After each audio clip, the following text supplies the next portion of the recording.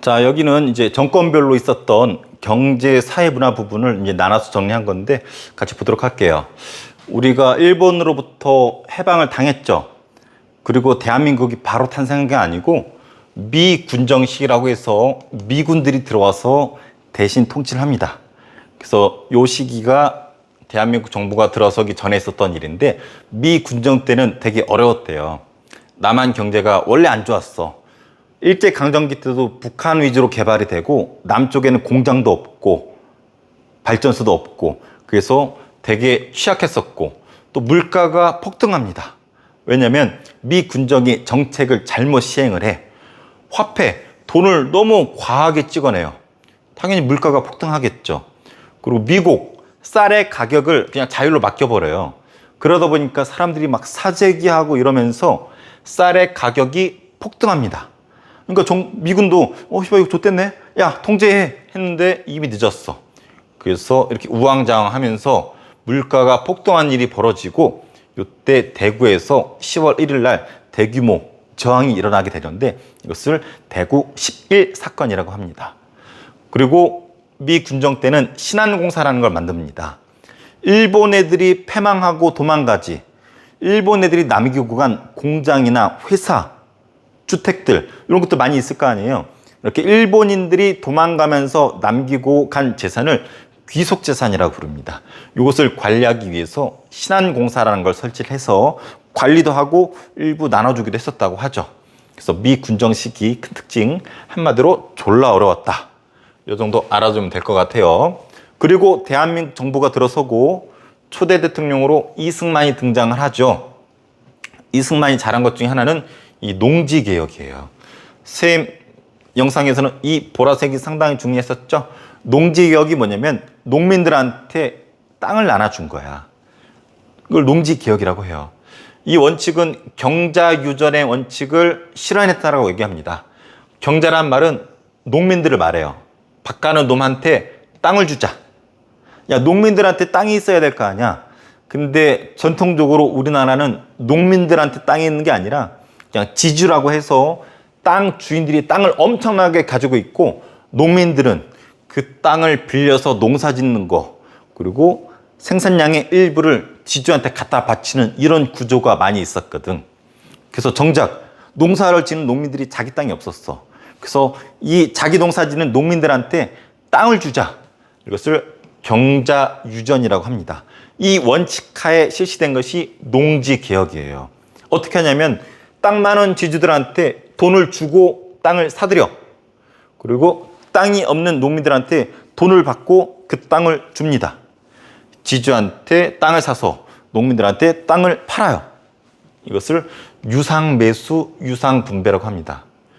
돈 주고 사들여서 돈을 받고 나눠주었다.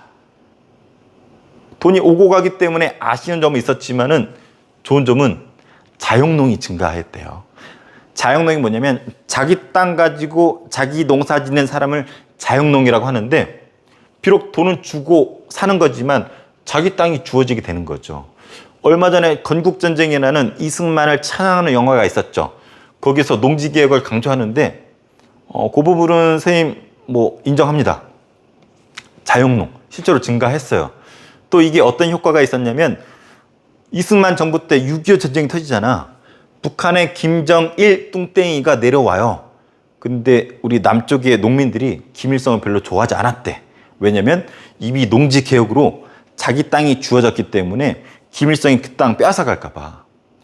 그래서 김일성을 좋아하지 않다 보니까 우리나라가 빨갱이 세상 되는 걸 막았거든. 그래서 이 농지개혁 타이밍이 기가 막혔던 것이 6.25 직전에 시행이 됐기 때문에 농민들이 땅이 생겼기 때문에 김일성 뚱땡이한테 요걸 내밀 수 있었다라는 거. 그래서 남쪽이 공산화, 빨갱이 국가가 되는 것을 막을 수 있었던 이유 중에 하나가 이 농지개혁이라고 하죠. 그래서 지주들한테 땅을 사들이는데 이것까지는 인정해줬대.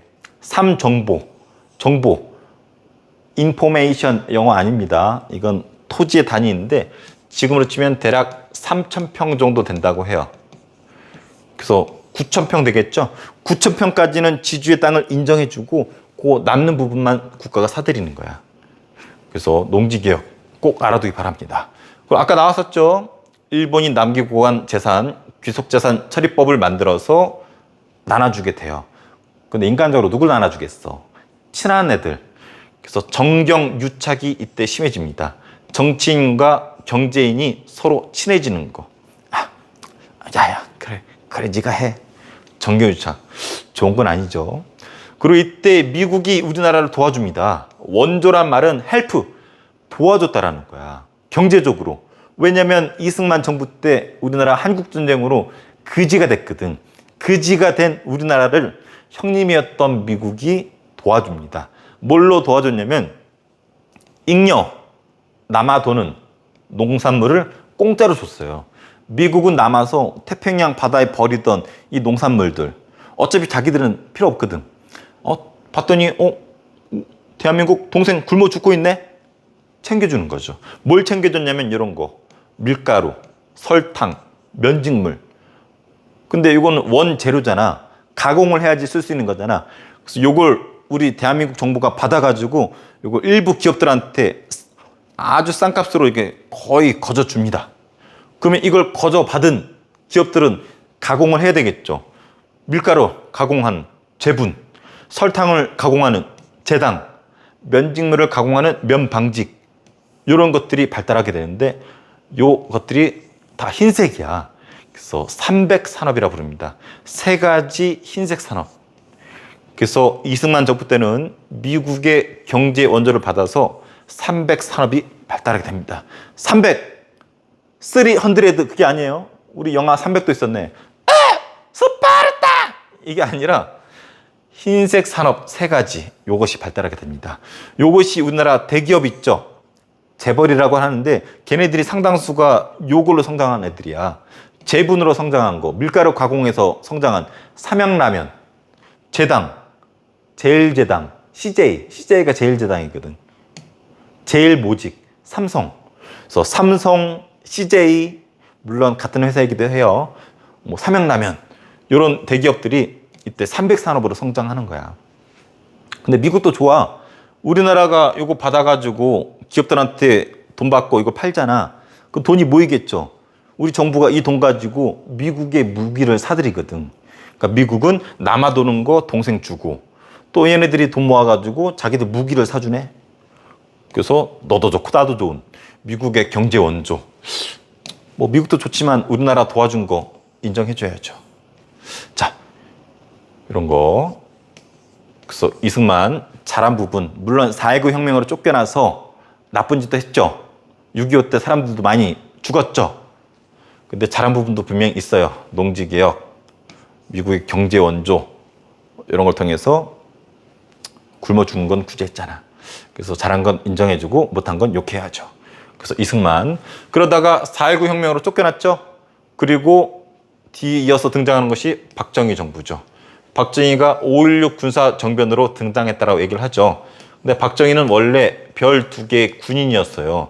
근데 군인이 나라를 지켜야 되는데 이 총 가지고 권력을 빼앗았단 말이야. 물론 대통령 선거를 통해서 국민들의 선택을 받고 대통령이 되었지만 역사에 등장하는 그 자체는 어떻게 보면 쿠데타잖아. 군이 나라 지키라고 있어야 되는데 서울로 들어왔단 말이야. 그러니까 국민의 선택을 받았지만 박정희도 내심 찔렸나 봐. 아, 씨발. 좀 쪽팔린데? 그래서 박정희가 국민들한테 마음을 얻기 위해서 경제개발주의에 넘버원을 합니다. 무조건 경제개발. 박정희 너 뭐 할 건데? 왜 군인이 정치하는데? 경제개발 해줄게. 너 박정희 왜 대통령 하려고 그러는데? 또 배 부르게 해줄게. 그래서 박정희 경제 제일주의를 표방합니다. 그래야지 본인이 계속 대통령 할 수가 있잖아. 그래서 박정희 하면 지금도 우리 박정희 하면 경제 제일주의 성공했잖아. 그래서 박정희의 이 성공을 뭐라 불러요? 한강의 기적이란 표현을 쓰잖아. 그래서 우리나라 항상 여론조사 하면은 인기 있는 대통령 3명 나오잖아요. 뭐 김대중, 노무현, 뭐 박정희 뭐 이렇게 나오잖아. 왜? 박정희면 경제개발. 그렇기 때문에 성공했지. 박정희가 머리가 좋은 사람이요. 그래서 경제에 몰빵합니다. 경제개발에 아무나 하나? 사랑은 아무나 하나. 미안해요. 그래서 경제 개발을 하기 위해서는 쩐이 필요하단 말이야. 그래서 자금 확보를 위해서 이런 노력들을 합니다. 한일 국교 정상화. 해방 이후에 일본과 사이가 안 좋았거든. 근데 일본과 관계를 원만히 하고 일본으로부터 돈을 끌어옵니다. 일본한테 돈을 마련했어. 그리고 서독이라고 하는 나라로부터 얘네들 파견을 했어요. 서독이 뭐냐면 독일 있죠. 하이 히틀러 아니야? 히틀러가 2차 세계대전 일으켰잖아. 전쟁이 끝나고 독일이 망했죠. 그래서 독일 새끼들, 이 새끼들 뭉치게 하면 안 돼 해가지고 독일을 둘로 쪼갰어. 동독과 서독으로. 근데 이 서독에서 경제가 급성장합니다. 그래서 얘네 성장을 뭐라 불렀냐면 라인강의 기적이라 불렀어요. 서독 앞에 흐르는 강이 라인강이거든. 경제가 급성장하면서 세계인들이 야, 라인강의 기적이야. 이렇게 빠른 시기에 경제가 성장할 수 있나? 2차 대전 끝나고 거지가 된 서독이 급성장했거든. 그래서 이 라인강의 기적을 따서 박정희의 이 성공한 경제 신화를 한강의 기적이라고 또 붙인 거예요. 우리나라한테 라인강의 기적 할 수는 없잖아. 우리는 한강. 그래서 이 서독인데 경제가 급성장했는데 걔네도 고민이 생겼어. 박정희 대통령이 직접 서독까지 날아갔어요. 돈 좀 꿔주세요. 경제 개발해야 되는데. 그랬더니 서독이 보더니 싫어, 이런 그지 나라가 있나? 꺼져 씨발 이런 거야. 그지 나라한테 뭘 돈을 꿔주겠어. 그러니까 박정희 대통령이 서독 사람들이 안 하려고 하는 거 광부랑 간호사를 파견을 합니다. 얘네들 월급을 담보로 서독으로부터 돈을 꼬오게 돼요. 왜 서독 사람들이 이런 거 안 하려고 그러냐면 위험하고 더럽고 안 하려고 하는 일이거든. 광부들은 뭐 하는 거야? 저기 지하에 1000m 내려가가지고 탄광 캐는 거잖아. 근데 말이 1000m 아래지 죽은 사람들이 엄청 많았거든. 그래서 위험하니까. 간호사, 말이 간호사지 시체들 닦고 막 그런 일을 했었단 말이야. 그러니까 위험하고 더러운 일이니까 서독 사람들 안 하려고 그래. 그래? 그럼 우리가 보내줄게 해가지고 우리나라에서 이 사람들 뽑아가지고 보내줘. 그래서 이 사람들을 뽑는데도 난리가 났었다 그랬죠. 서로 하려고. 워낙 못 살던 시절이니까 가면 월급이 세다 보니까 그 당시는 귀했던 대학 출신들도 막 서로 경합이 붙어서 모아가지고 보냈죠. 가서 봤더니 1000m 아래 가가지고 죽을 둥 말 둥 점심 먹으려고 사과를 씹었는데 탄광가로 떨어져가지고 먹을 수도 없어. 그런 지하. 사고 나가지고 또 사람들 많이 죽었네. 그래서 영화에도 나오지만 실제로 1000m 아래 내려갈 때 엘리베이터 타고 내려갈 때 서로 인사했었다 그랬죠. 우리 살아서 봅시다. 간호사들 가가지고 막 시 닦고 하다 보니까 이 충격. 자살한 사람들 많았대. 광부도 자살 많이 하고 간호사들도. 또 저 멀리 가가지고 고향을 버리고 가가지고 또 얘네들 돈 벌어가지고 자기 가족들 돈 보내주고 교육시키려고 동생들 먹고 살라고. 얼마나 고생해. 외롭잖아. 힘들잖아. 그래서 서로들 외로우니까 서로들 결혼도 많이 하고 지금은 할아버지 할머니도 돼가지고 은퇴하셨죠. 요분들이 지금은 우리나라 들어와가지고 여기 경상남도 남해에 독일인 마을이라고 있어요. 독일인 마을. 여기에 모여가지고 서로 의지하고 살고 있고 이 독일인 마을이 독일식 펜션 같은 거 지어서 살고 있는데 지금 유명한 관광지가 되어서 남해시에 돈줄이 되고 있다고 하죠.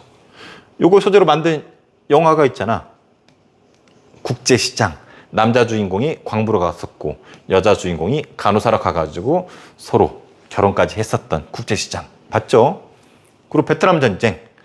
베트남 전쟁 때 원래 미국이 개입했었는데 미국이 요청에 의해서 우리나라도 베트남 파병으로 가죠. 여기 광부로도 갔었던 국제시장의 남자 주인공이 베트남으로도 갔었잖아요. 그래서 베트남 가가지고 미국이 우리나라 경제 지원도 해주고 무기도 현대화 시켜주고 또 베트남 건설 사업할 때 전쟁 끝나고 건설 사업할 거 아니야. 우리 기업들이 가가지고 돈도 많이 벌죠. 그리고 석유 파동이라고 있었습니다. 석유 파동이 뭐냐면 우리 이렇게 가면 여기 중동 국가들 있죠. 사우디아라비아, 아랍에미레이트 석유가 졸라 많이 나오잖아. 얘네들이 담합해가지고 석유 가격을 확 올려버려요. 근데 우리나라는 석유가 한 방울도 나오지 않으니까 경제 개발할 때 석유가 필수잖아. 그러니까 담합해서 올린 이 석유 가격을 감당을 해내야 돼. 울며 겨자 먹기로 비싸지면 사야 된단 말이야. 그래서 되게 힘들 수가 있었는데 오히려 이때는 돈을 법니다. 중동 투자라고 해. 이 중동 국가들이 돈을 버니까 건설 사업이 뛰어들게 되거든. 고속도로 깔고 막 이런 일을 한단 말이야. 그래서 우리나라 기업들이 여기 가가지고 떼돈을 벌어요. 고속도로 깐다 그러는데 입찰이라는 거 하잖아. 해외 각 건설사들이 와가지고 찌른단 말이야. 사우디아라비아가 고속도로 만든대. A기업, A라는 나라 얼마 부를 거예요? 우리는 1,000만 원, 너희는 500만 원, 우리는 20만 원. 왜 이렇게 싸? 얼마나 걸려요? A는 1년, 6개월, 일주일. 거기는 코리아는 왜 싸고 왜 짧아요? 우리는 부지런하니까. 왜? 다른 나라 낮에만 일할 거 우리나라 횃불 밝혀가면서 24시간 돌려버리고 가격 후려치고 열심히 일해가지고 웬만한 사업들 다 떼나. 웬만한 사업들을 다 따가지고 이때 유행한 표현이 한국인들이 몰려온다. 그래서 한국인들이 진출해가지고 돈을 쓸어 모읍니다. 그래서 결과론적으로 이런 방법을 통해서 우리가 자금을 확보해가지고 이 돈으로 경제 개발을 하는데 정부 차원에서도 계획을 잘 짰어요. 경제개발 5개년 계획이라고 해서 1차, 2차는 경공업, 가벼운 거. 3, 4차는 중화학공업, 좀 고차원적인 사업들이죠. 그래서 처음에는 이런 것들을 하다가 나중에는 철, 배, 차, 석유 가공하는 거 이런 것들로 경제가 성장하기 시작합니다. 또 이런 산업들을 성장시키기 위한 기본 조건, 사회 간접 자본을 잘 확충시킵니다. 그래서 서울과 부산을 잇는 경부고속도로 왜?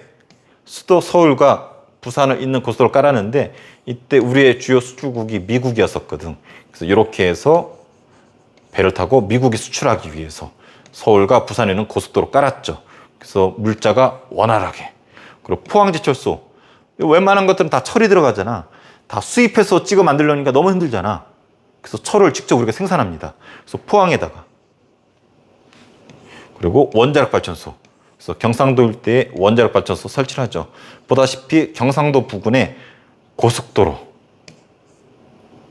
공장, 발전소, 몰빵을 합니다. 그래서 경상도가 급성장하게 되죠. 그래서 이런 것들을 통해서 사회 간접 자본이 확충이 되고 이런 개발을 통해서 경제가 급성장하게 되고 결국 수출 100억 달러까지 돌파하게 되면서 77년도에 대대적인 국가 행사를 합니다. 경제 성장한 것을 과시하기 위해서. 그래서 이런 식으로 경제가 급성장하게 되고 이것을 우리 역사에서는 한강의 기자개라 부릅니다. 하지만 아쉬운 부분도 있어. 이렇게 너무 단기간에 20년 정도 되는 단기간에 경제가 급성장했잖아. 후유증이 없으면 이상하지. 그래서 이런 후유증이 있었습니다. 1차 석유파동 우리가 슬기롭게 오르게 돈을 벌었죠.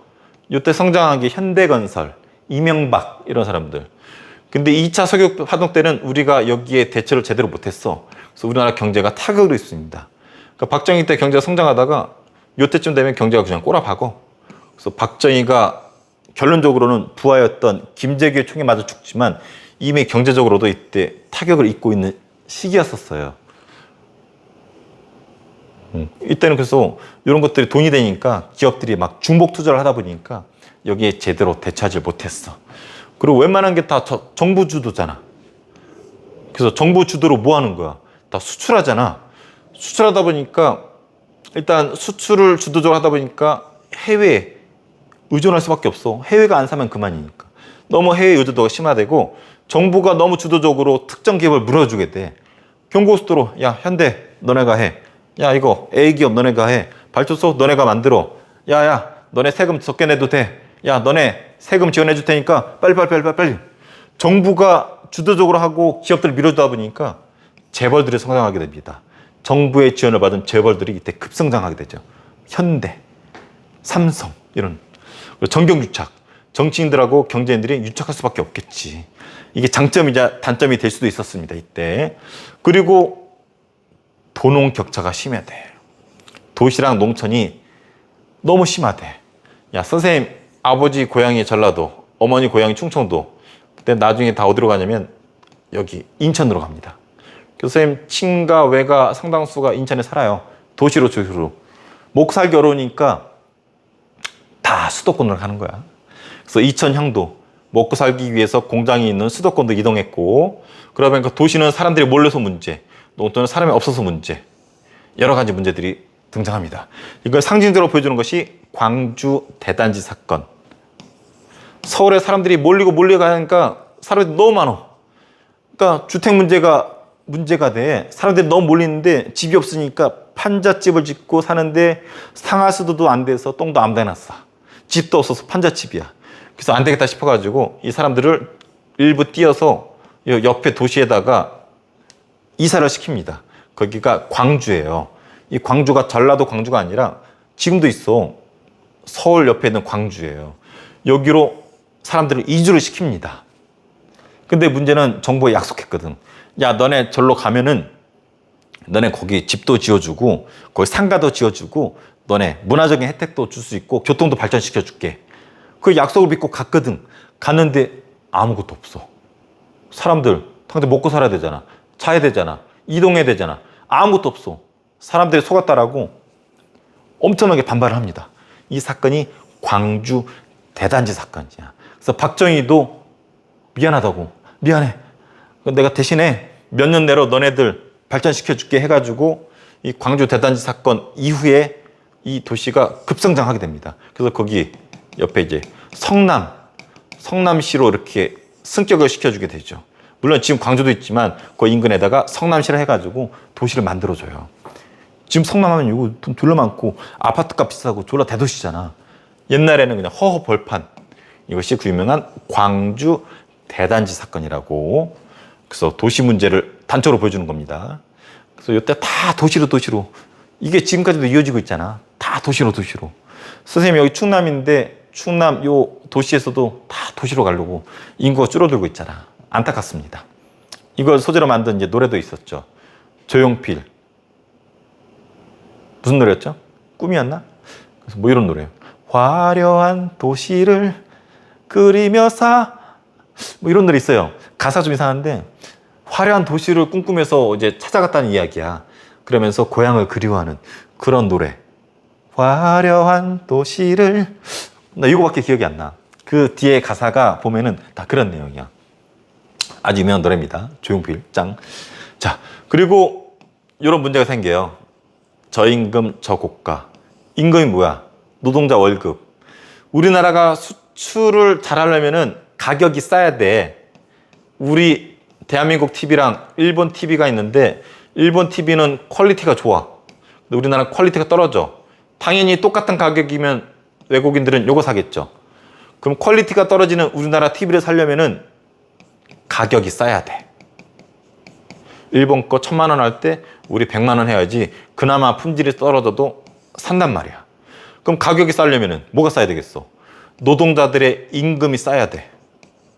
그 노동자들의 임금 싸려면은 이 노동자들이 먹는 쌀값을 고가라 그러거든. 고가가 싸야 돼. 그래서 필연적으로 가격 경쟁력으로 수출을 많이 하려면은 노동자들의 임금이 싸야 되고 농민들의 쌀값이 싸야 돼.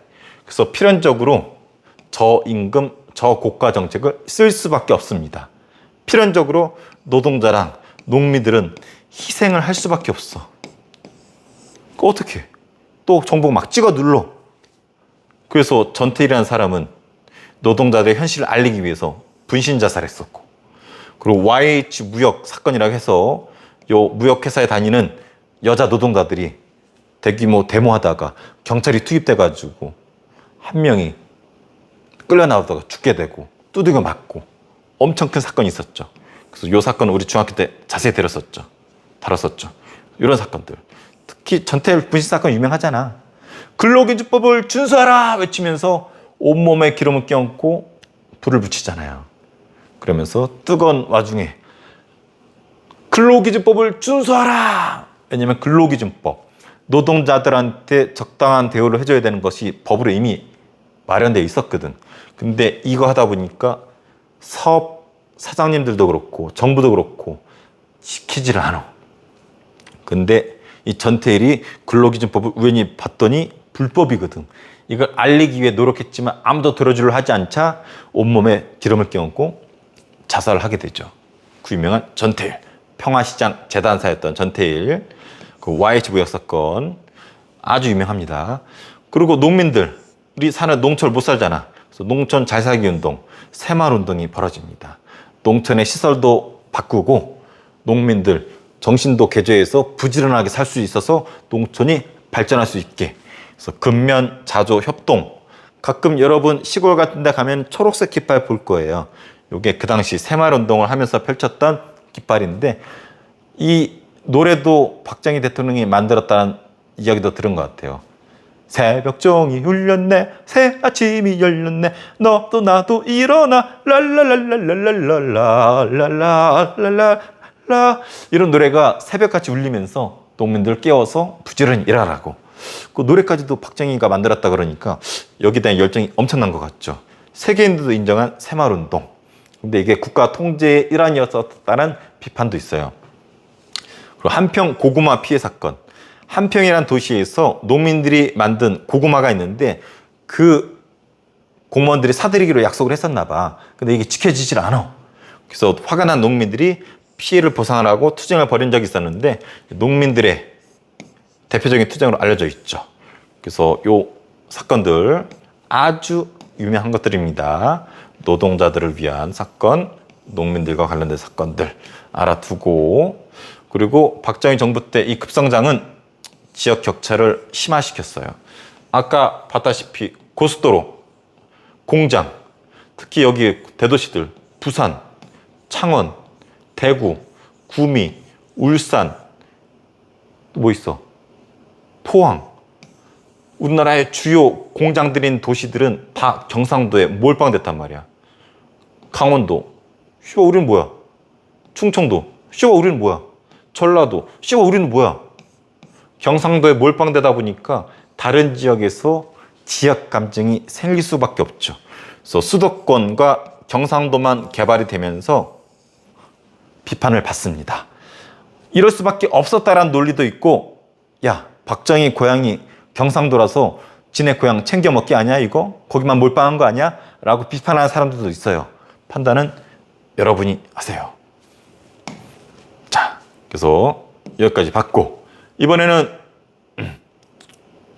경제 마저 보던 거 다 볼게요. 자, 전두환 정부. 그래서 박정희가 죽고 나중에 이제 전두환이 등장하죠. 전두환 운도 졸라 좋네. 박정희 때 바닥을 기던 경제가 꿈틀꿈틀대더니 이렇게 올라가고 있었거든. 근데 박정희 때도 무역 수지가 흑자로 돌아서지 못했어. 근데 전두환이 딱 대통령 되었을 때 국제적으로 분위기가, 경제가 아주 좋아. 구체적으로는 이게 낮을 젖자야. 세 가지가 되게 낮았대. 유가, 기름값, 금리, 달러. 요 세 가지가 낮은 것을 3조 호황이라 그러거든. 이렇게 되면은 경제적으로 되게 좋대. 선생님 경제학자가 아니라서 잘 모르겠지만 3조 호황 분위기를 틈타서 전두환 때 경제가 아주 좋아집니다. 그래서 우리나라 박정희도 뚫지 못했던 이 마이너스 구간을 뚫어버려요. 그래서 마이너스에서 플러스로 전환된 것이 전두환 정부예요. 그래서 우리나라 역사상 최초로 흑자, 물건을 팔아서 뭔가 남겼다라는 거죠. 그리고 중산층, 평범한 가정, 중산 가정들이 이때 대거 등장합니다. 선생님도 어렸을 때였는데 기억이 나. 어렸을 때 학교를 등교를 하는데 관리사무소 벽에 최초 흑자를 자랑하던 포스터가 있었고, 아버지가 퇴근할 때 치킨 한 마리 들고 나눠 먹었었던 기억이 나는 시절이 전두환. 선생님 가정은 아버지 혼자 돈을 벌었었거든. 근데 아버지 혼자 벌어가지고 온 가족이 외식도 하고 생활이 좋아지는 게 느껴졌었어요. 그 어린 나이지만. 그래서 전두환 때 경제가 아주 좋았었다라는 거. 그래서 전두환이가 12.12 쿠데타도 일으키고 5.18 때 사람도 많이 죽이고, 전두환 싫어하는 사람들 되게 많은데 전두환을 옹호하는 사람들은 전두환이 그 시절에 그래도 경제가 살기 좋았다라는 논리를 펼치죠. 판단은 여러분이. 자, 그리고 뒤를 이어서 노태우가 등장하는데 노태우는 경제적으로 별로 업적이 없는 것 같아요. 교과서에 없어요. 그러다가 김영삼 때는 좀 알아둬야 되죠. 신자유주의 정책을 펼칩니다. 자유, 말 그대로 무역을 할 때 좀 자유롭게 하자.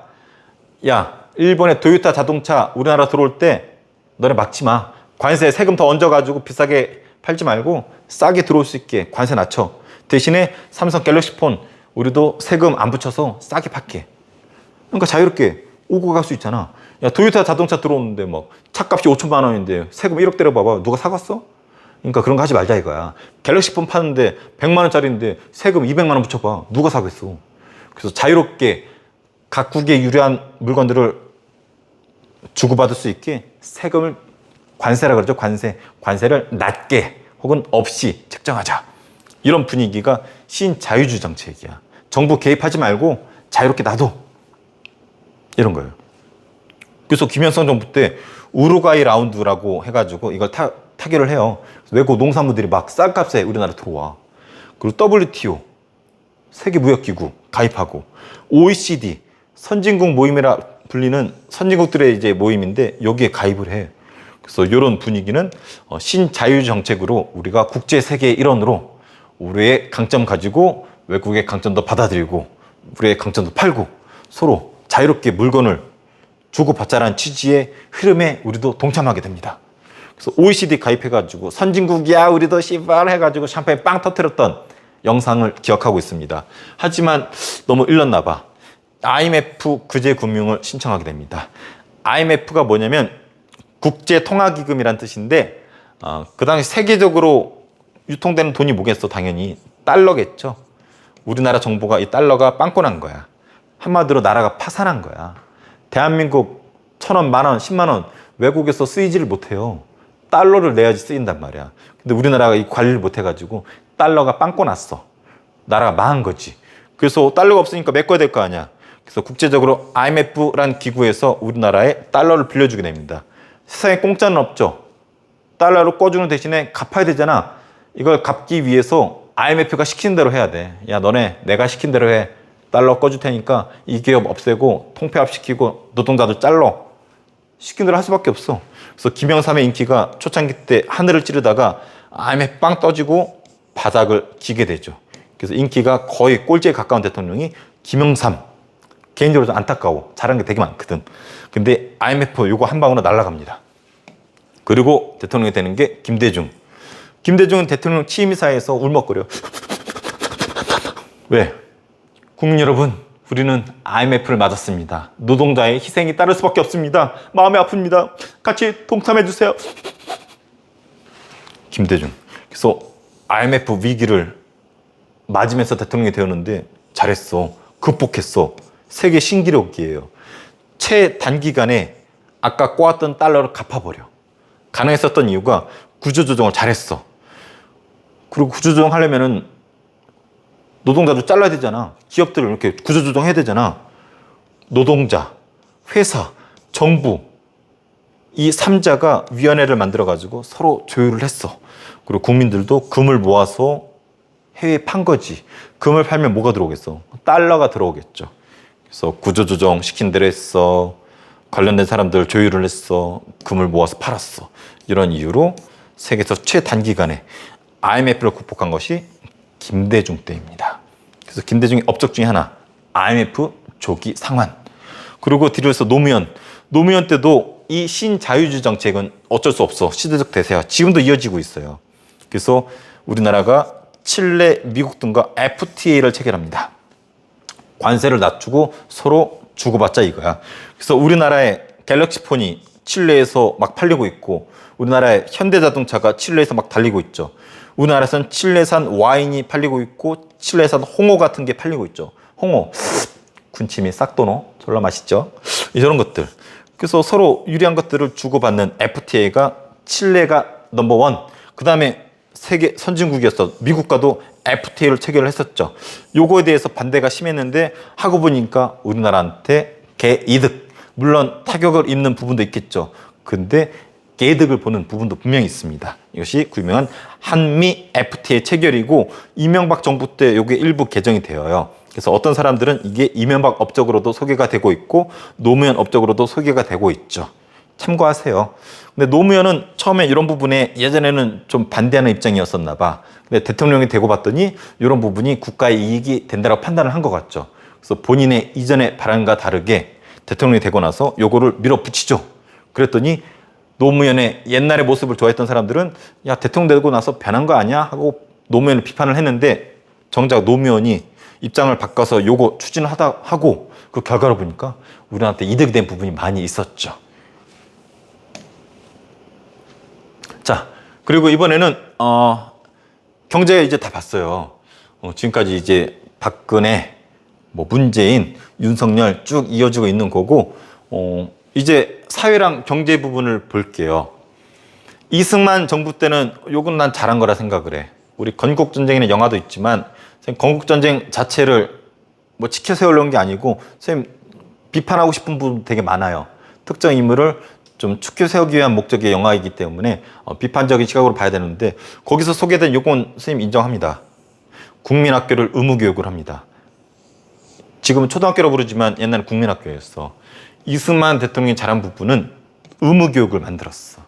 대한민국 사람 누구나 8살이 되면은 국민학교에 입학을 해서 기본적으로 쓰고 읽고 말하고 셈하고 다 할 수 있어야 된다.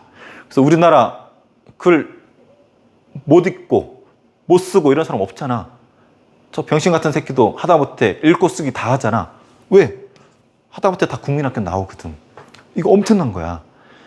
세계 초강대국이란 미국도 글 못 쓰는 새끼들, 못 읽는 새끼들, 병신 새끼들 둘러 많어. 미안합니다. 병신이란 표현. 문맹이란 표현 씁시다. 문맹자들 졸라 많습니다. 근데 우리나라는 없어, 거의. 난 못 본 것 같아. 그래서 이런 업적은 어마무시한 거야. 이런 걸 이제 계몽이라고 해요. 무지한 사람들, 무식한 사람들을 깨우쳐 주는 거. 그래서 계몽에 힘썼던 사람이 이승만이고, 그럴 수밖에 없는 게 이승만의 역사의 첫 등장이 언제인지 알아요? 우리 옛날에 배웠던 독립협회. 조선 망하기 전에 독립협회라고 있었잖아. 사람들을 계몽시키고자 했었던 단체 대표 넘버원이 독립협회였었잖아. 독립협회 회원이었어. 그 활동하다가 감옥도 가거든. 그러니까 그때부터, 그 어렸을 때부터 계몽의 중요성 알고 있었던 거지. 그래서 미국에서 일제강점기 때 독립운동할 때도 학교 세우고 계몽에 힘썼던 사람이 이승만이고, 대통령이 되고 나서도 국민학교를 의무교육으로 했는데 난 되게 잘한 거라 생각을 해. 그리고 6334학제, 초, 중, 고, 대. 지금도 이어지고 있죠. 지금 초등학교 6년 하고 있잖아. 여기 이때부터 미국 거 따라 한 거거든. 지금까지 쭉 이어지고 있는 거예요. 물론 일부 사람들이 이거 이제 바꿀 때가 되었다라고 주장도 하지만 이거 이때 그대로 지금까지 오고 있는 거야. 나도 선생님은 국민학교 세대지만 6년 선생님도 똑같이 했어요. 6334 했어요.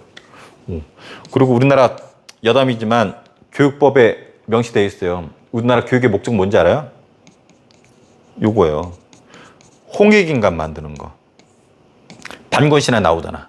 무슨 뜻이에요? 인간을 널리 이롭게 합니다. 우리나라 교육시키는 목적 중에 하나는 주변 사람들, 타인에게 널리 이롭게 도움을 주는 사람 만들기 위한 게 우리나라 교육의 목적이야. 근데 지금 많이 변질되었죠. 공부하라, 공부하라, 공부해서 좋은 데 취업해라, 공부해서 의사 되어라, 공부해서 돈 많이 벌어라. 개인의 영달과 개인의 어떤 개인만 잘 살기 위해서 공부하는 부분이 없잖아. 없잖아도 아니고 크죠. 본인 잘 먹고 잘 살기 위해서. 근데 우리나라 본연의 교육의 목적은 다른 사람한테 도움을 주기 위한 사람 만드는 게 우리 대한민국 교육의 목적이에요. 요즘 같은 세상에 이 부분은 난 참 울림이 있다 생각을 해. 자, 그러다가 박정희 때는 엄청나게 큰 변화들이 있습니다. 그럴 수밖에 없지.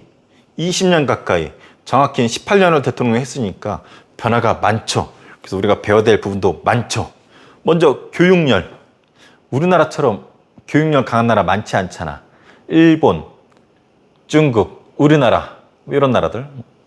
유대인들도 엄청나죠. 그래서 교육열이 되게 강한 상징적인 사건이 무주파동이야. 지금은 중학교를 뺑뺑이로 그냥 가잖아. 집 가까운데 그냥 뺑뺑이 돌려서 가잖아. 근데 이때는 아니야. 시험 봐서 갔어. 중학교도. 그러니까 좋은 중학교를 가기 위해서 이 시험을 잘 봐야 되는 교육열이 엄청 치열했던 거지. 그 여파가 상징적인 사건이 무즙 사건이에요. 엿 알아요? 엿? 이 엿 말고 찐득찐득한 엿, 먹는 엿. 엿을 만들 때 필요한 재료에 대한 문제가 나왔었대. 중학교 시험 문제로. 중학교를 가기 위해서 요 시험 문제 나왔는데 객관식이었나 봐. 1, 2, 3, 4 했는데 뭐 정답이 하나 있었대. 근데 또 다른 오답 중에 하나가 무집이었었대. 무 알죠? 무 막 갈아가지고 쓰는 거. 무, 다리통 무. 근데 무즙으로는 엿을 못 만든다라고 해가지고 이게 오답이었고 다른 요소가 있었대. 근데 요거를 체크한 애들이 있었던 거지. 근데 엄마들이 봤더니 요게 정답으로 되어 있는데 무즙도 정답이라 이거야. 자기 아들이 무즙으로 해서 틀렸고 중학교에 떨어지게 생겼더니 엄마들이 들고 일어난 거야. 무즙으로도 엿을 만들 수 있다. 이 엿 같은 새끼야. 해가지고 학부모들이 들고 일어난 거야. 교육열이 센 도시 이런 데서. 그래서 무즙으로 직접 엿을 만들어. 그리고 교육청 찾아갑니다. 이거 봐라, 이 엿 같은 새끼들아. 무즙으로도 엿을 만들지 않느냐. 이것도 정답이다. 그래가지고 난리가 났었어. 이게 그 유명한 무즙파동. 문제 하나 가지고 나라가 발칵 뒤집은 거야. 그래서 요런 것들이 계기가 돼가지고 중학교도 시험 없이 갈 수 있도록 바뀝니다. 그래서 되게 웃긴 거야. 무즙파동. 지금도 그렇잖아요. 쌤도 지금 공교육 학교에 있지만 문제 하나 잘못 내면은 학부모들 막 전화 오고 난리가 나. 쌤 어제 얘기하다 보니까 어떤 학교에서는 학부모 민원 전화 왔대. 영어 시험 문제가 어렵게 출제되어서 자기 아들이 시험을 못 봤대. 그래서 외국어 고등학교를 가고 싶은데 시험을 못 봐서 못 가게 생겼대. 그러니 학교에서 영어 시험을 다시 봐라. 이게 말이 되냐고. 참. 그래서 중학교가 무시험이 된 이유 중에 하나 이런 것도 있었어요. 그래서 이때부터 중학교는 시험 보지 않고 또 고교가 평준화됩니다. 얘네는 고교에도 서열이 있어서 서열이 각 도시에 명문 고등학교가 있었습니다. 들어봤나요? 서울의 명문고, 경기고등학교, 서울고등학교, 경복고등학교 이런 학교들이 명문고, 최고는 경기고등학교. 여기에 입학하면은 200명 졸업하면 100명 정도가 소위 말하는 우리 최고 대학이라는 서울대학교에 입학할 정도였어. 천재들이 모이는 학교였었죠. 이런 데 가려고 재수하고 난리가 났었어. 뭐 경상도에서는 뭐 부산고, 뭐 경남고, 경북 지역에서는 뭐 경북고, 우리 충청도에서는 뭐 대전고, 대전여고, 뭐 전라도권에서는 뭐 광주 일고 이런 학교들. 그래서 각 지역에 명문고가 있었고 이런 데 가려고 재수는 기본이었었대. 그러니까 너무 치열하잖아. 그래서 고교도 시험 보지 않고 뺑뺑이로 평준화 73년부터 했대요. 그래서 예를 들면은 여기 뭐 아까 경기고가 최고라 그랬잖아. 선생님 경기고인지 모르겠지만 여기 명문고 시절과 평준화가 되고 나서 졸업생들이 있을 거 아니야. 얘네들 공부 잘했잖아. 얘네 뺑뺑이 시절이고 그러다 보니까 얘네들이 얘네하고 따로따로 동창회를 한대. 같이 안 하고 같은 학교인데도 불구하고 야 니들 뺑뺑이 세대지 나 니들하고 안 놀아. 우리 명문고 시절 애들만 동창회. 요지랄이에. 참. 물론 일부 학교겠지만 대다수는 같이 하겠죠. 근데 저렇게 이원화시키는 학교도 있대. 그래서 고교 평준화가 이때 있었다라는 거. 그리고 박정희 때 아파트 연립주택 같은 게 등장하고 혼식 분식이 장려되었대. 이때 쌀이 인구가 늘어나고 쌀이 부족하다 보니까 혼식 분식을 장려했대요. 혼식은 쌀하고 보리를 섞어서 먹였대. 쌀이 귀하고 쌀이 소비를 줄이기 위해서 쌀을 못 먹게 했어. 학교에 도시락을 싸우던 시절이니까 담임선생님이 다 검사를 했대. 까봐 씨발 해가지고 야 너 쌀만 싸왔어? 미친 새끼 아니야? 해가지고 막 옛날에 막 때렸으니까 때리기도 하고 법 주기도 하고 집에도 안 보내고. 그래서 보리 막 싸우도록 유도하고. 그래서 어떤 집에서는 자기 자식 쌀만 먹이고 싶으니까 위에는 보리, 아래는 쌀 몰래 숨겨와가지고 몰래 쌀을 먹이고 그랬었다고 하죠. 반장 같은 애들한테는 강요했대. 야, 네가 반장이니까 모범을 보여. 너는 보리밥 싸와. 이런 식으로 보리밥 먹고 막 방구 뿡뿡 끼고 냄새 아주 구수하게 만들어주고. 그래서 혼식을 장려했었대요. 분식, 그러니까 밀가루 같은 거 막 장려하고. 쌀 소비를 줄이기 위해 심지어는 쌀로 술 같은 거 못 만들게 했었대 이때. 통일벼, 쌀 생산량이 많은 벼가 통일벼거든. 개발한 거야.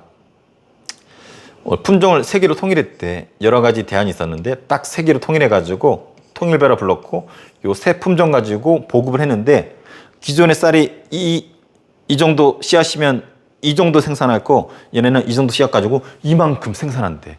그러니까 엄청나게 많이 생산하니까 보급을 많이 할 수 있었겠지. 단점은 맛이 없대. 양은 많지만. 우리 동남아시아 이런 데 가면 쌀 있죠. 찌달아가지고 푸석푸석한 거 불면 날아가는 그런 쌀이라고 하는데 아마 나이 드신 할아버지 할머니들은 요거 기억할 거예요. 물어보세요. 할머니 통일비 알아? 야 씨발 그거 전라 맛없어 말할 걸. 여러분 부모님 세대도 잘 모를 거예요. 여러분 부모님 세대가 나잖아.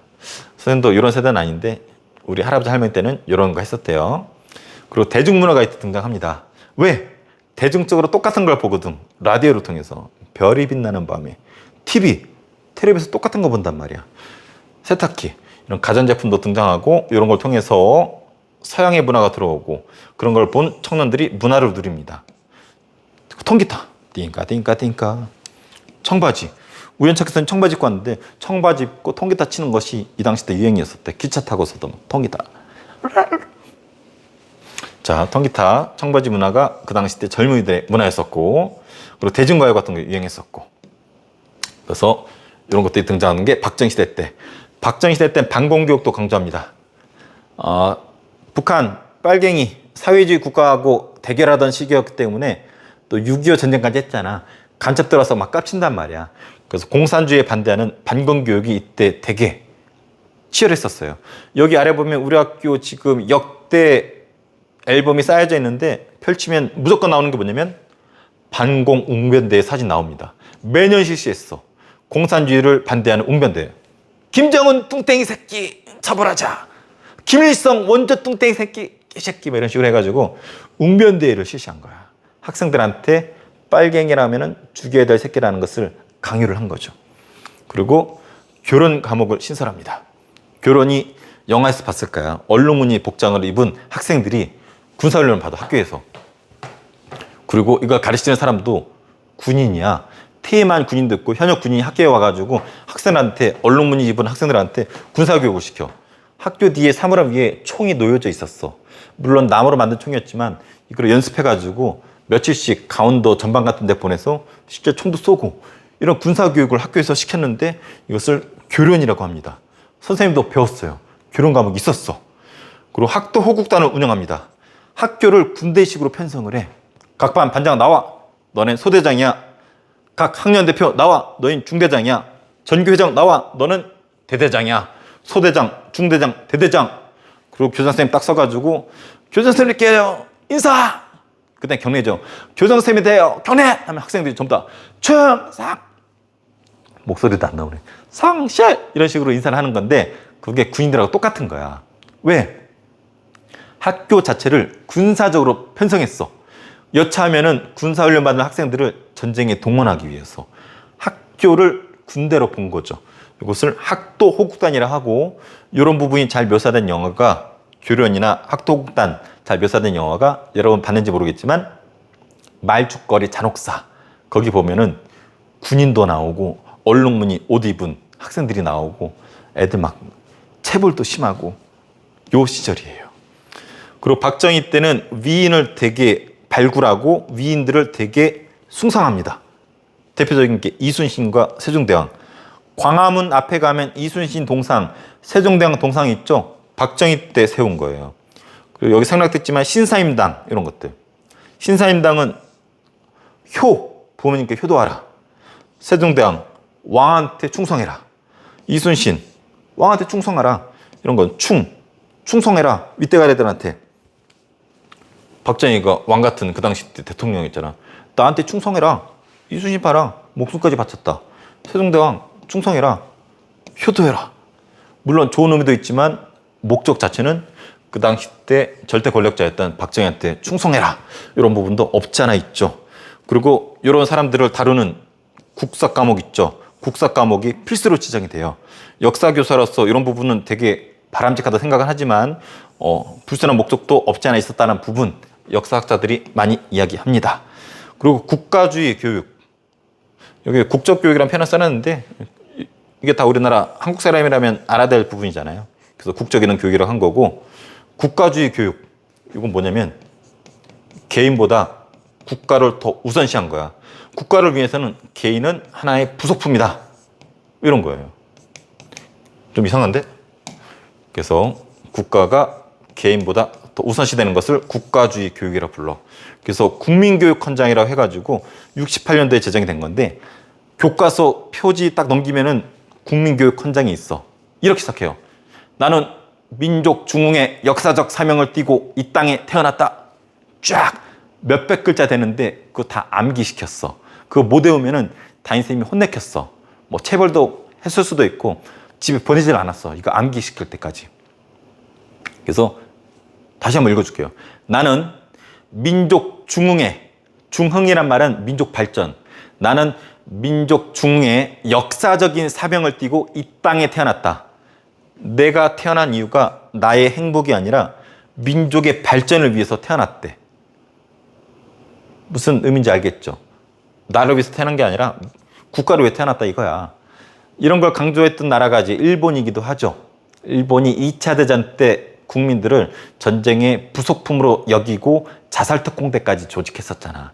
물론 박정희 대통령조차도 일제강점기 때 일본 군인이었기도 했었고 또 본인이 나라를 끌어가는데 이것이 좋겠다라고 판단을 했는지 몰라도 학교에 교과서에 이거 삽입하고 달달달 외우게 시켰겠죠. 어린 학생들이다 보니까 이걸 달달달 외우면서 아, 나는 내가 태어난 이유가 내 개인의 행복이 아니라 국가를 위해 태어났구나. 세뇌당할 수밖에 없죠. 그래서 국민교육헌장. 할아버지 할머니들한테 물어보세요. 나는 민족 중흥의 역사적 씨발 이거 어떻게 알아? 할아버지 해볼게. 나는 민족 중흥의 역사적 사명을 띠고 이 땅에 태어났다. 할아버지가 그거 못해서 졸라 깨졌잖아. 이런 말 하실지도 몰라요. 아직도 외우고 있을지도 몰라. 달달달 외우기 시켰으니까. 그리고 영화 시작 부분에 지금은 상업 광고 많이 나오죠. 이때는 대한뉴스 틀었어요. 박정희 대통령의 업적을 그 당시 국가 시책 같은 거 홍보하는 대한뉴스 해가지고 유튜브에 많이 있더라고. 그 당시 시책들 알 수도 있고 정부의 업적을 홍보하기 위해서. 그리고 국기 하기식 아래 하자잖아. 태극기가 달려있다가 아래로 이렇게 내리잖아요. 매일 내렸었나 봐. 국기 하기식 있으면은 사람들이 똥 싸다가도 국기에 대한 경례. 옆에 와이프하고 싸우다가도 국기에 대한 경례. 공부하다가도 국기에 대한 경례. 유튜브 보다가도 국기에 대한 경례. 줌바 추다가도 국기에 대한 경례. 이게 생활화된 시기가 요 시기였었어. 이걸 영화로 만든 게 거기잖아. 국제시장. 국제시장에서 그 남자가 광부, 여자가 간호사로 갔었다 그랬잖아요. 그리고 남자가 베트남 파병 간다라고 또 와이프한테 얘기했어. 그 와이프가 남편이 베트남 파병 갔다 죽을 수도 있으니까 막 싸워. 남편은 돈 벌러 간다. 와이프는 가면 안 된다. 막 싸우다가 국기가 내려가니까 남자 배우가 국기에 대한 경례를 해. 그 여자도 국기에 대한 경례하고. 막 씨발 나 가고 싶어. 안 돼. 영화 보세요. 잘 만들었어. 그래서 국기 하기식도 있었고 통행 금지도 시켰습니다. 00시 새벽 12시 딱 되면은 거리에 사람들이 없었어. 다니면은 경찰이 끌고 갔어. 그래서 감옥에 쳐넣었다가 새벽 4시 되면은 풀어줬대. 그래서 야간 통행을 금지시켰어. 국가가 통제하는 거지. 개인의 야간 생활을. 요게 해제된 것이 전두환 때. 그리고 금지곡.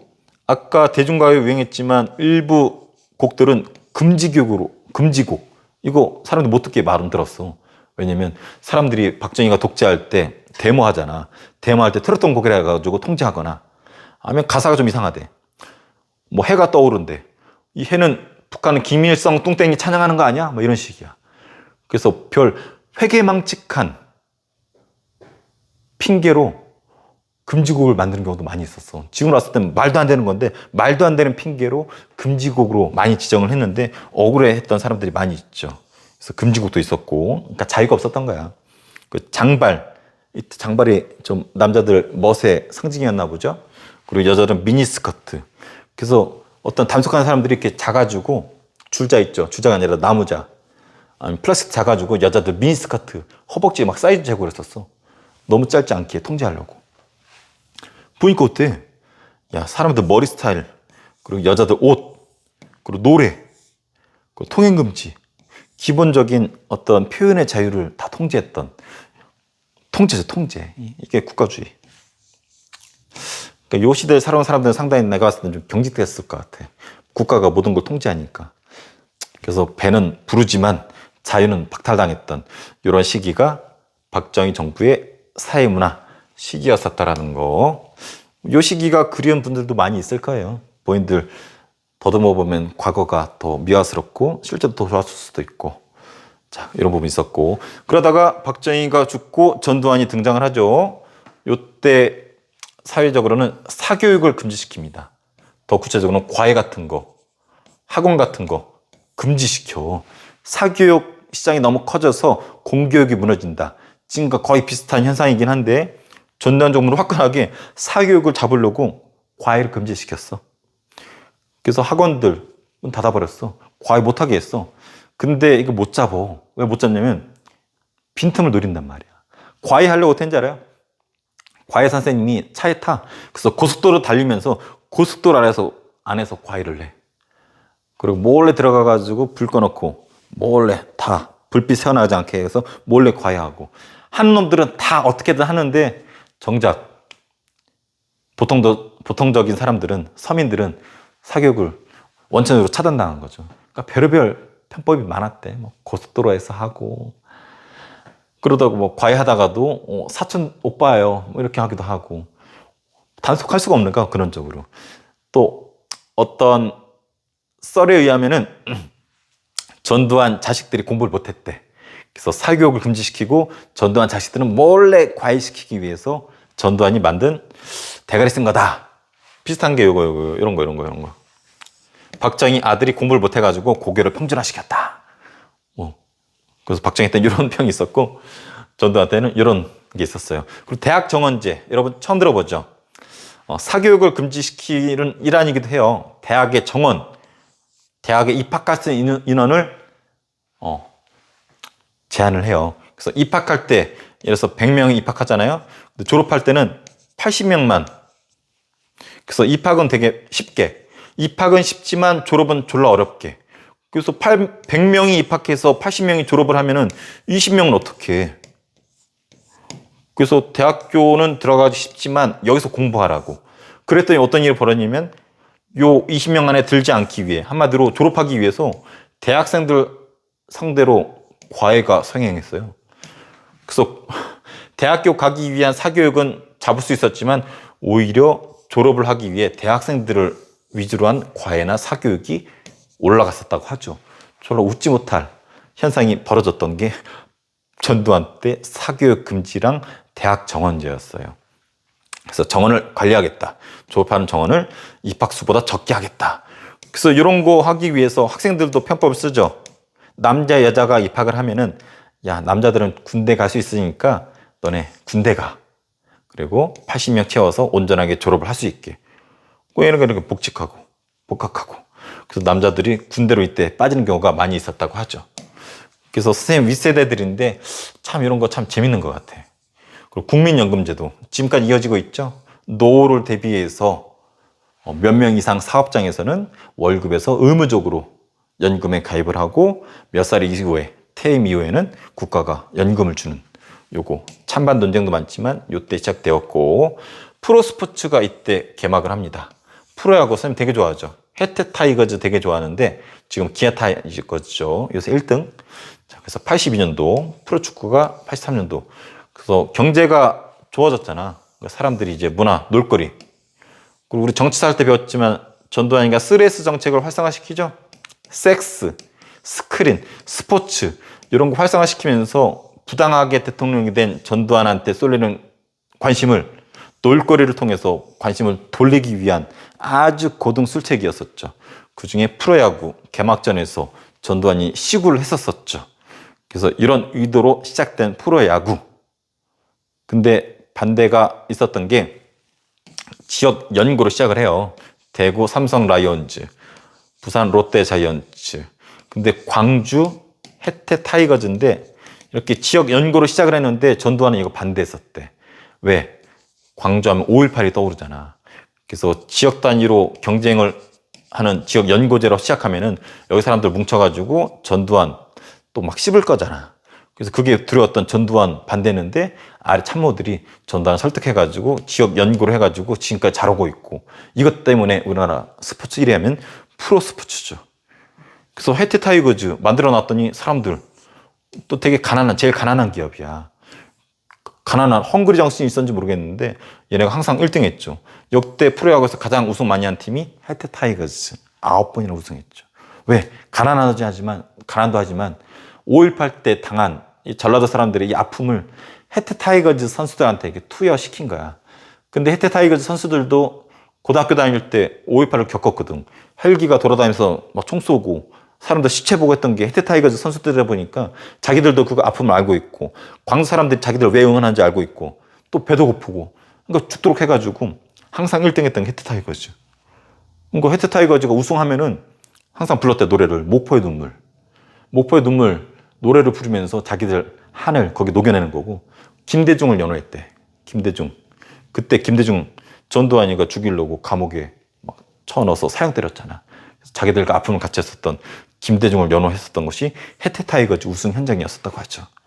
그래서 전두환이 만드는 프로야구가 오히려 전두환 뒤통수를 때렸던 그런 부분도 없지 않아 있습니다. 그리고 이런 거 유치해가지고 성공적으로 잘 유치했었어요. 그리고 이것도 전두환이 유치했는데 친구였던 노태우가 진행을 했죠. 그래서 4위. 그래서 우리나라가 경제가 성장하고 6.25 전쟁으로 폐허가 된 나라에서 거지 국가에서 이런 것까지 개최할 수 있었던 대단한 나라라고 세계에 과시한. 그리고 이때 빨갱이 국가, 파랭이 국가 옛날에는 따로따로 했었거든. 근데 얘네들이 다 같이 참여한 아주 성대히 성공적으로 치러낸 서울올림픽. 돌이켜보면 이런 건 되게 잘한 것 같아. 그래서 국제 스포츠를 유치하고 성공리에 4등까지 하면서 세계에 우리나라의 자부심을 되게 높였었죠. 자, 김영삼 정부 대학 수학능력시험. 선생님도 수능 세대입니다. 94년도 시작됐는데 선생님이 98년도 시험 봤고 99년도 시험 봤어요. 선생님 시험을 2번 봤어요. 98년도에 시험을 아니죠. 맞죠? 아니죠. 선생님이 97년도 겨울에 한번 보고 98년도 겨울에 봤네요. 요거를 보고 서울 쪽으로 진학을 했는데 갑자기 IMF가 빵 터져서 쫄딱 망했죠. 그래서 선생님이 다시 시험을 봐서 99년도부터 대학을 다녔죠. 그래서 선생님은 IMF 전 97년 수능을 받고 98년도 수능을 받네요. 2번 봤어요. 자, 그리고 민주노총이라는 게 설립이 됩니다. 민주노총.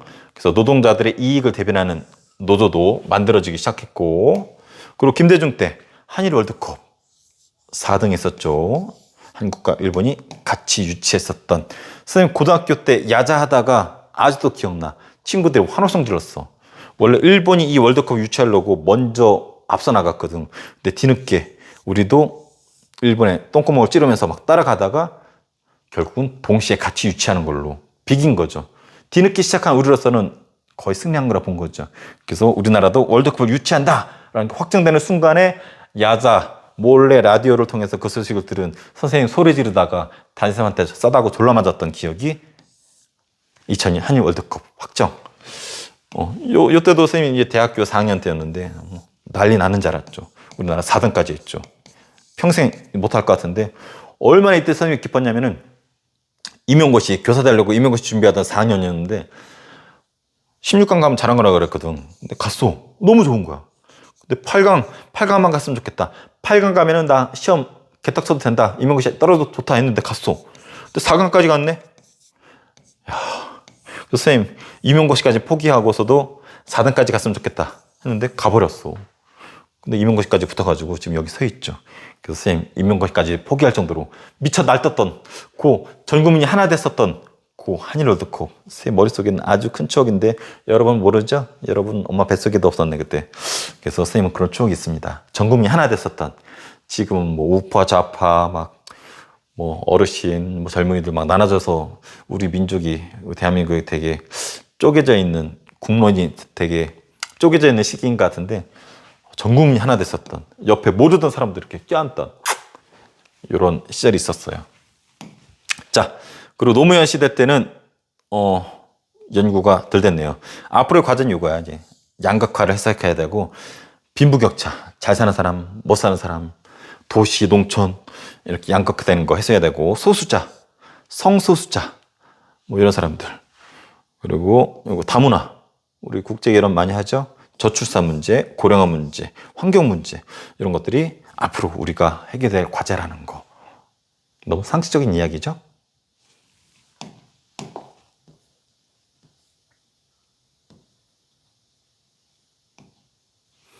자, 그리고 뒤에 자료 좀 볼게요. 자, 5.16 군사정변으로 등장한 박정희 경제 개발을 1순위로 그래서 경부고속도로 깔고 포항제철소 만들고 그 수출 위주로 해서 100억 불 달성화해서 한강의 기적이라는 표현을 얻었습니다. 하지만 문제점이 있었죠. 사람들이 도시로 가다 보니까 광주 대단지 사건을 상징적으로 보여주다시피 여러 도시 문제들이 등장을 했어요.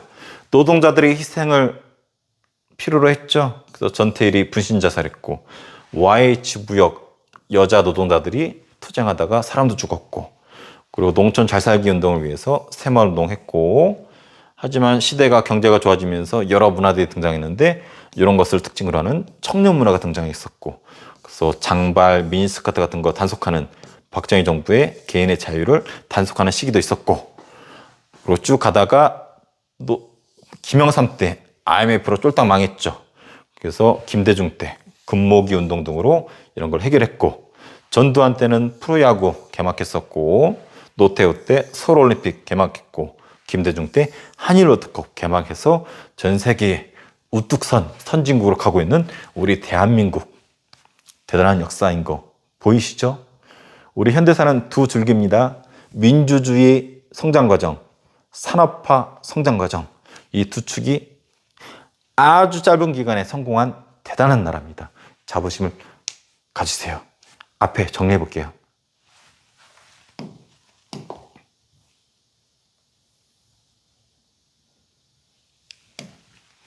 자, 최종 정리 갑니다.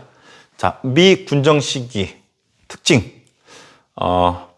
그렇게 중요한 건 없어요. 뭐 미국 자유화 정책으로 되게 어려웠었다라는 거. 그래서 이런 사건도 있었다라는 거. 이승만 때 농지개혁, 농민들이 땅을 가지기 시작했다라는 거. 일본이 남기고 간 재산 처리했다라는 거. 미국이 경제 원조를 해줘서 300산업이 발달했었다라는 거. 그리고 이승만 때 의무교육이 시작되었다라는 거. 박정희가 5.16 군사정변 이후에 경제를 으뜸으로 쳤죠. 그래서 이런 방식으로 자본을 확보해서 국가가 계획을 짜서 추진을 했죠. 그리고 사회 간접 자본을 확충해서 경제 개발에 시너지 효과를 얻었었죠. 대표적인 게 경부고속도로, 포항제철, 그리고 끝내 수출 100억 달러까지 돌파하면서 경제 신화를 쓴 사람 박정희. 하지만 그 후유증도 어마무시했었죠. 그래서 이런 재벌 성장, 정경 유착이라는 기형적인 결과가 있었고 해외 의존도가 심해졌었고 도농 격차가 심해지죠. 그래서 생소하지만 광주 대단지 사건이라는 것도 있었고 저임금, 저국가 정책 이런 것들도 있었고 그래서 노동자, 농민들의 희생을 수반했었죠. 그래서 노동자 문제하면은 전태일 분신 사건, YH 무역 사건, 농민들 새마을운동, 한평 고구마 피해 보상 투쟁 이런 것들이 있었었죠. 5분만 있다 하면 될까요? 그리고 지역 격차 문제가 등장을 합니다. 수도권과 경상도 위주로 성장하면서 지역 감정도 일어났었고 박정희 때 여러 모습들이 있었죠. 무주파동으로 중학교가 무시험이 됐었고 고교 평준화. 그리고 이런 문제도 있었고 대중문화가 청년문화, 대중가요가 있었고 그리고 이런 반공 국적교육도 있었고 국가주의 교육, 국민교육 헌장 그리고 이런 개인의 자유를 통제하는 부분도 있었습니다. 자, 전두환 정부 때는 3조강으로 경제가 아주 좋았었죠. 최초 흑자력을 했고 프로스포츠로 사람들이 문화를 누리기 시작했었고 노태우 때 서울올림픽, 김영삼 때 IMF 구제금융으로 나라가 쫄딱 망했었죠. 그래서 김대중이 위기를 극복했고 노무현 때 한미 FTA 체결하면서 신자유주의로 나아갔었고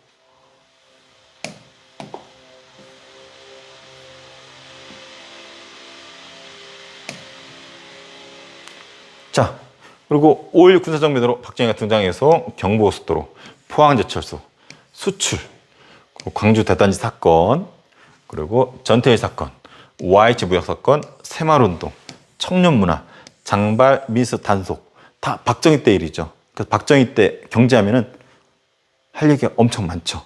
그러다가 쭉 이어져서 김영삼 때 IMF, 김대중 때 금모기 운동, 그리고 전두환의 프로야구, 노태우 때 서울올림픽, 김대중 때 한일 월드컵 복습 한번 해보세요.